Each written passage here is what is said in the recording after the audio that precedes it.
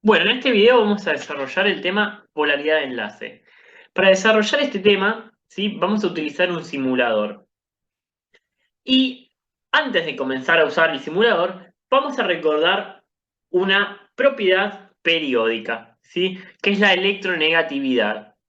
¿Qué es la electronegatividad? Es la tendencia que posee un átomo de atraer electrones hacia sí durante una unión química, ¿sí? Recordemos que los elementos de tipo metal poseen bajos valores de electronegatividad, es decir, que no van a tener tendencia a atraer a electrones hacia sí. Es más, estos metales, estos elementos de tipo metal, tienen tendencia a formar cationes, es decir, a perder electrones, ¿sí? Por otra parte, los elementos de tipo no metal poseen altos valores de electronegatividad, es decir, que va a tener mucha tendencia a atraer electrones hacia sí durante una unión química, ¿sí? En este caso, si comparamos con los metales, recordemos que los elementos de tipo no metal tenían tendencia a formar aniones, ¿sí? Es decir, a ganar electrones. Ahora bien, ¿qué ocurre si nosotros combinamos dos átomos de tipo no metal? ¿Sí? En este caso, si combinamos dos átomos de tipo no metal, ninguno va a tener tendencia a arrancarle los electrones al otro átomo, ¿sí? Porque ambos tienen altos valores de electronegatividad, pero sí van a estar atraídos hacia uno de estos dos átomos. O vamos a ver qué ocurre en el caso de que no pase esto. Bueno, en este simulador tenemos un átomo genérico A y un átomo B, ¿sí? Aquí tenemos la electronegatividad del átomo A y la electronegatividad del átomo B, ¿sí? Y acá tenemos lo que se llama potencial electrostático, ¿sí? Y tenemos un lado, una zona que dice negativo, que se simboliza con el color rojo, y una zona azul que se simboliza como positiva. Esto es como una pila, ¿sí? La pila tiene un terminal que es positiva y una terminal que es negativa. Y a esos dos terminales se la conoce con el nombre de polos, polo positivo y polo negativo de la pila, ¿sí? Entonces vamos a ver, en este caso, el átomo A y el átomo B tienen igual valores de electronegatividad, ¿sí? Entonces, el par electrónico se encuentra a la misma distancia de ambos átomos. ¿Por qué? Bueno, porque ninguno lo atrae con mayor fuerza a ese par electrónico. Ahora vamos a ver qué ocurre si el átomo B, en cambio de tener la misma electronegatividad que A, tiene una electronegatividad superior, ¿sí? Como vemos, esta molécula, ¿sí?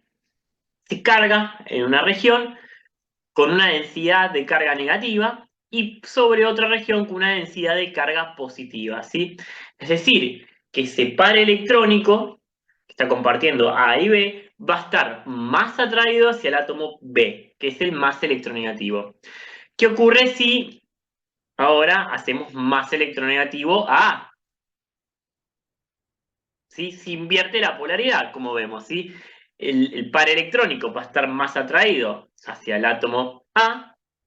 Por ende, se va a generar una densidad de carga negativa y sobre B se va a generar una densidad de carga positiva. ¿Por qué? Porque se están alejando ese par electrónico, ¿sí? Recordemos que los electrones tienen carga negativa, ¿sí? Si llevamos bien al extremo esto y hacemos muy poco electronegativo al átomo B y muy electronegativo al átomo A, ¿sí? Vamos a ver que se colorean aún más fuertemente los polos. Y si invertimos la electronegatividad de estos átomos, ¿sí? Vamos a ver lo opuesto, ¿sí? Sobre B se va a formar el polo negativo, porque el par electrónico va a estar más atraído hacia el átomo B, y sobre el átomo A va a generarse un polo positivo, ¿sí? Y nuevamente, si los dos, siempre que los dos átomos tengan la misma electronegatividad, ¿sí?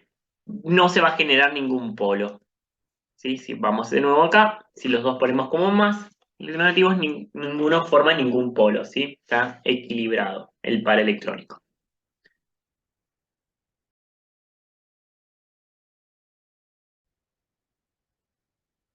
Bueno, vamos a ver ahora lo que ocurre en moléculas reales, ¿sí? Entonces vamos a analizar la polaridad de estas sustancias. En este caso, tenemos la sustancia o la molécula de flúor, ¿sí? Está constituida por dos átomos de flúor, ¿sí?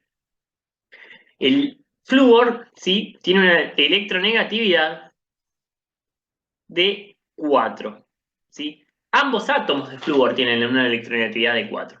Entonces, vamos a dibujar la estructura de Lewis. ¿Sí? Recordemos que el flúor tiene en su nivel más externo 7 electrones de valencia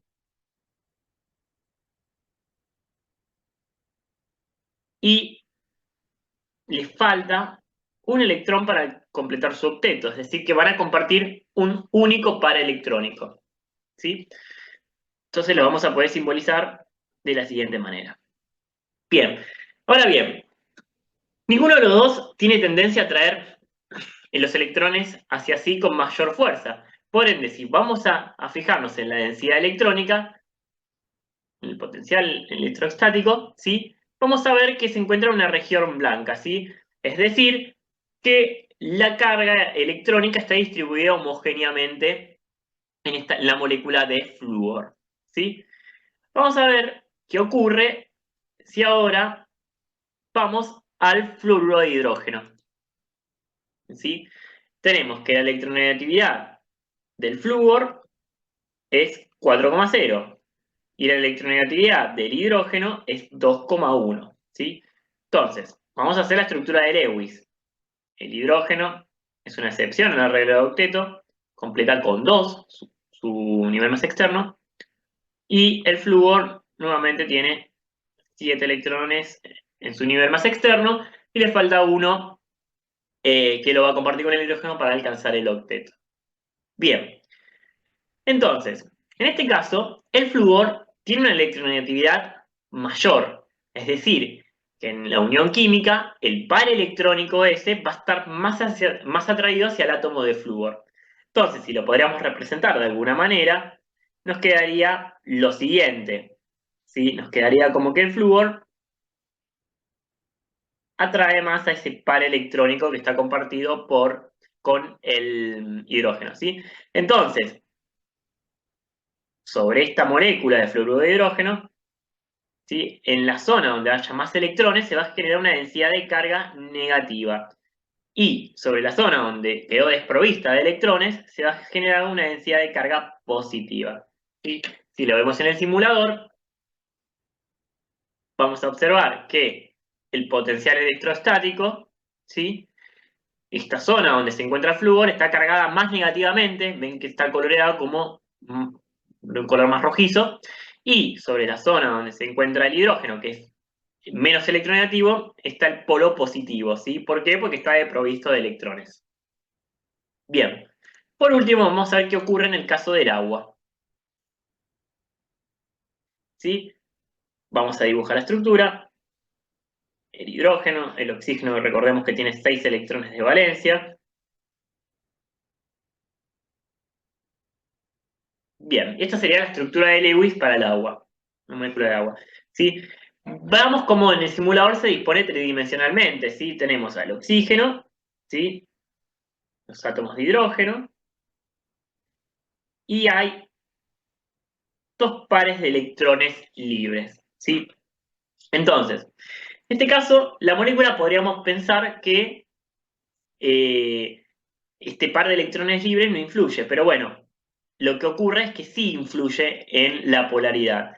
Y estos dos pares de electrones libres que tiene la molécula de agua hacen que el par electrónico compartido con el hidrógeno esté mucho más cerca del oxígeno, ¿sí? O sea, genera mucha más fuerza. Por ende, sobre el átomo de oxígeno se va a generar una densidad de carga fuertemente negativa,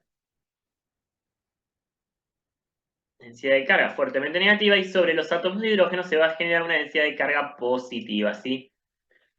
Entonces, el que la molécula tenga pares de electrones libres hace que se genere un polo negativo, ¿sí? Entonces, estas características lo que nos va a poder permitir es clasificar a las moléculas en dos grandes grupos. Las moléculas que se las conoce con el nombre de no polares, ¿sí? Que son aquellas que no presentan polos, por ejemplo, la de flúor, esto sería una molécula no polar, ¿sí? ¿Por qué? Bueno, porque no tiene polos, básicamente, ¿sí? Y las últimas dos, tanto el fluoruro de hidrógeno o el agua, son moléculas polares. ¿Sí? ¿Por qué? Porque presentan polos. ¿Sí? Entonces, para que una molécula sea polar, los átomos que forman a la unión química deben tener diferentes valores de electronegatividad o el átomo central al que están unidos cada uno de esos átomos debe poseer pares de electrones libres. Estas son las condiciones para que una molécula sea polar y va a determinar diferentes propiedades físico-químicas de cada una de estas sustancias.